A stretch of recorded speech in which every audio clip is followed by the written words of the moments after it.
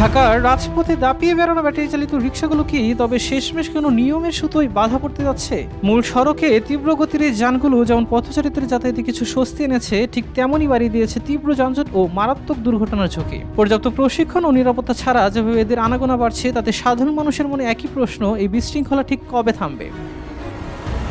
মঙ্গলবার সচিবালয় সরকারের অগ্রগতি সম্পর্কিত সংবাদ সম্মেলনে এই গুরুত্বপূর্ণ বিষয়টি সামনে আনেন প্রধানমন্ত্রীর তথ্য ও সম্প্রচার বিষয়ক উপদেষ্টা ডাক্তার জাহেদুর রহমান। তিনি জানান, ঢাকার প্রধান সড়ক ও মহাসড়কে ব্যাটারি চালিত রিকশা চলাচল নিয়ন্ত্রণে এনে খুব শিগগিরই নীতিমালা তৈরি করতে যাচ্ছে সরকার। সংবাদ সম্মেলনে তথ্য ও সম্প্রচার মন্ত্রী আন্দোলিব রহমান পার্থ এবং প্রতিমন্ত্রী ইয়াসির খান চৌধুরী উপস্থিত ছিলেন।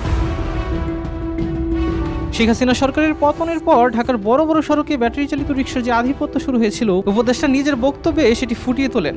তিনি উল্লেখ করেন, কারিগরি নিরাপত্তার অভাব এবং চালকদের সঠিক প্রশিক্ষণ না থাকা পুরো ট্রাফিক ব্যবস্থার উপর বড় সংকট তৈরি করেছে। তাই নাগরিক ভোগান্তি কমাতে প্রশাসন কঠোর পদক্ষেপের দিকে হাঁটছে।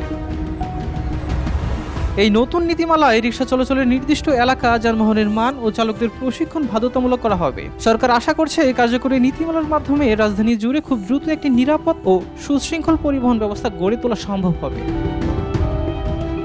সাবির হোসেন হিরণ, দেশকাল নিউজ।